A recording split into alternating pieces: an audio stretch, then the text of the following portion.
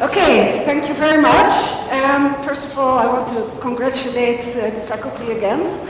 This lustrum of 200 years, and I really appreciate all the activities that have actually been done, inspired basically by this lustrum. It's very good to bring the different parts of our faculty together in these kinds of activity.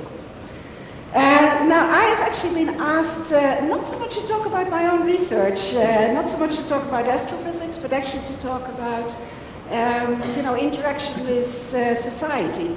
And I chose the title Science Inspires to show that it's not just science that inspires, actually. Let me just see that this works. It's actually fundamental science that also inspires. And the main points that I want to make here today is that we will be talking a lot today about applications of our research to society in the context of industry, in the context of top sector, in sort of the short-term applications. But what I would like to stress is that there is just an important application, an outcome of our science, and that it is inspiring the general public and also training the next generation of young people. And so this is actually my message to you, and I will repeat it at the end. You don't need to excuse yourself for doing fundamental research. I hear that too often these days, that people say, oh, yeah, well, I'm doing curiosity-driven research, as if that is bad. No, it's not. It has just as much importance for science and society as the direct applications. However, there's one but in this, and that is you need to transmit sort of that knowledge, that excitement, that passion that you have for your science. You need to transmit that to society. So let's look at an illustrative example as to what I mean. Somebody trying to excuse himself for putting something that is fundamental research on the roadmap. So here is person one saying, well, shall we set down astronomy among the subjects of study? Well, person two says, I think not so. This is something, I think so. We always need to know something about the seasons, the months, the years. That is of use for military purposes as well as for agriculture and for navigation. And person one says, well, it actually amuses me to see that how afraid you are. Lest people should accuse you of recommending something useless. And this is not useless. So does anybody know who these two people were that said this? 380 BC. Person one was Socrates, person two was Glaucon, the older brother of Plato. So these discussions are not new. They have been happening throughout history. It's good to realize it. But the answer is always the same, namely that fundamental research is important, and it's just as important as short-term applied science. So how is our faculty doing? Well, it's actually doing extremely well in this. I can't think of any other science faculty in the Netherlands that is so prominent in sort of profiling ourselves on the national media. Freek Vonk, I think tomorrow, is giving his lecture on de wereld draait door over gif. Jonica Smeets, of course, the Nationale Wetenschapsquiz. Bas Haring, all the time in the news, the newspapers, etc. Fantastic. And yeah, more and more there. I mean, think here of the excitement we had just a little over a month ago about the detection of the gravitational wave, something that was predicted by Einstein a century ago. And now they have been found, and not just a little bit. I mean, there's fantastic signals. They really shook the world. And there's, of course, also Vincent Ike regularly. There, our Vincent Ike on the television and glunderend, I would say, talking there with both physicists and with astronomers, bringing two fields together actually here in terms of this fantastic new result. Other examples of books that are being written here by Ludo Jorling about Scheiken and Miranda van Eck about pharmacology. So all the parts of our faculty are actually contributing to this. And it goes on and on. Just a few examples of newspapers, TV, the web, this new big telescope, the ELT. I mean, that inspires the general public as well.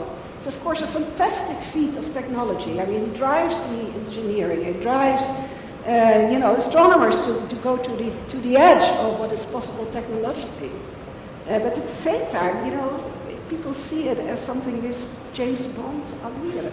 And this is not just figuratively. Actually, James Bond visited the telescopes, and part of Quantum of Solace was actually shot at Cerro Paranal. And actually, this image is in the latest James Bond movie. If you look closely in Spectre's home. But that's not just astronomy, of course. Another area of our faculty that is, attracts a lot of interest from the general public is, of course, biology. Everybody cares about the birds and a lot of the other animals in our direct neighborhood. So, more TV. If I think of some big events that happened just recently, in Heel Nederland kijkt sterren, 1.5 hours of primetime TV, more than 1 million viewers. And this, for 1.5 hours, that's just fantastic, talking about astronomy, talking about looking at the skies. Einstein Lights, we've had the movie, showing how important, again, fundamental research was for a lot that followed from that. And then I inserted a little bit of my own research there, just showing indeed how on the much smaller scales, the tools of communicating your research to the general public have improved enormously. Here in this case, how is water made in space? Where does the water in our own bodies come from? This is really a collaboration between astronomers, physicists, molecular physicists, quantum chemistry, and again, bringing different parts of our faculty together here. And so here you see sort of the inspiration from space. It's especially the younger generation that we want to reach, because education in the end is the basis of society and bringing a society forward. And again, here throughout our faculty, we can see excellent examples. Rino, of course, well known in physics, has been doing this for years already. Chemistry, Reizende DNA labs going on the schools. Educational apps are being developed, both in Dutch but also in other languages, so that people can actually use them. Kids in Space, very popular, and providing material for the elementary schools. Another example that I like to use here from astronomy is actually our mobile planetarium. So you blow it up as a tent, and then you can fit about 30 school children inside. And we have 3 mobile planetariums that are basically going around to schools in the whole country. And in less than 5 years' time, we have had more than 100,000 children. And they have all been inspired by this. Here's André Kuipers welcoming the 100,000th child here of this mobile planetarium. But that's important because we want to draw these children at a young age to pursue a career in science. It doesn't matter what part of science we use to inspire them.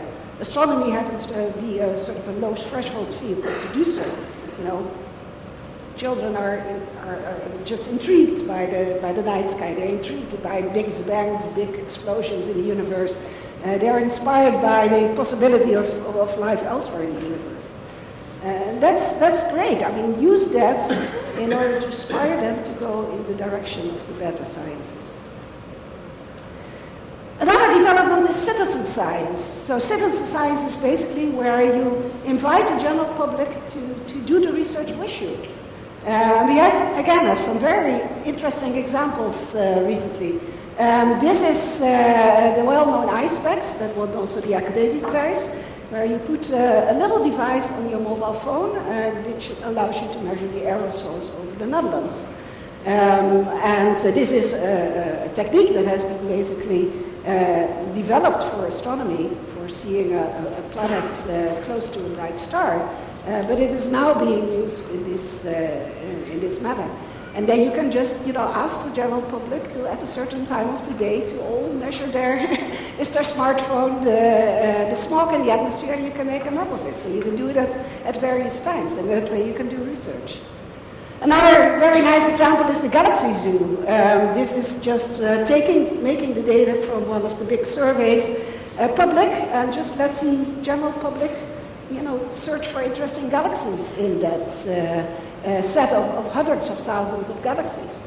And Hanni van Arkel, a school teacher that you see here, that has now become famous, and everybody now knows it as Hanni's voorwerk. And it's many research papers actually written about it. More examples of citizen science, definitely not limited to astronomy. Here is sort of the Zooniverse that has developed sort of this method for involving the public for galaxies, has now also done it for penguins. So you can involve the public in that way. Or in strange creatures across the world, where do you cite them? And you can enter that. It started all off with looking for extraterrestrial life here through the project called SETI at Home. But again, this is a way of involving the public in your research. Now, science inspires, of course, the Netherlands. We do a lot of outreach in Leiden and the neighboring cities of Leiden. We do it in the Netherlands, but by now it has become actually a global enterprise. And I want to especially mention here the work of George Miley, who has initiated universe awareness here, where his aim is to really inspire every child with the wonders of our cosmos. And this especially for underdeveloped areas where people are living in poor conditions, and to give them something positive to think about. And in that way also stimulate a sense of global citizenship and tolerance. And this has now been so successful that it's really more than 100 countries around the world. Here you see, for example, even in Afghan, they have an office there. And also in the International Astronomical Union, George and his co-workers have started the Office for Astronomy for Development, which have just won the 2016 Edinburgh Medal for this effort. Finally, a couple of words about inspiring yet another part of our society, namely artists. This is personally one of my hobbies, to look at astronomy and art, to see how artists like, painters like Vincent van Gogh have been inspired by the night sky. They just had to paint the night sky. And you see that again across the globe. You see it in Australia, you see it in Northwest Canada, you see it in Eastern Europe. It's just everywhere that people are inspired by what they see on the sky. Not just paintings, poetry, music, you can find it there. And recently we actually had an art and astronomy exhibition. So this is more the exhibition part of the outreach, where we had a prize also for astronomy and art that you see over here, but then also as part of all of the activities that we have every year as part of the Nacht van de Kunst en Kennis. We are inspired by light. This is another example of a wonderful way to engage with the public through the International Year of ... And ... can be astronomy. That was in 2009. And in 2015 it was the International Year of Light. And those kinds of activities really, again, trigger an amount of intensity sort of the outreach that build up momentum and that you can then keep for many, many years to come after that. And here's also, again, a wonderful example of an outreach program that derived from technology, developed for astronomy, but then was projected basically here on the Amsterdam Central Station. So, here I would like to end and to say to you, science inspires, fundamental science inspires, but please go out and inspire the public with your fundamental science. Thank you very much.